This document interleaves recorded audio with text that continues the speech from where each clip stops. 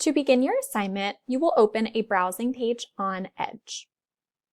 First, you will click Sign in with Microsoft to log in to ClassLink. Once you are signed into ClassLink, you will scroll through your apps until you find the Ed Your Friend in Learning app. This houses our math curriculum and all of the materials you will need for this activity. When you arrive to Ed Your Friend in Learning, you will be greeted with your name here. Below, you will be able to look at all of your assignments. You can also access your assignments by clicking on the Assignments tab right up at the top. For this activity, we are going to click on Chapter 6, Lesson 3, using bar models and the 4 operations. You can use the drawing tool to mark up the page and begin solving and showing your work. You can also use the text tool right here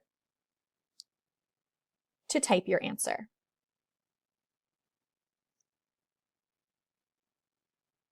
When you're finished, you're going to press this button at the top to save your work.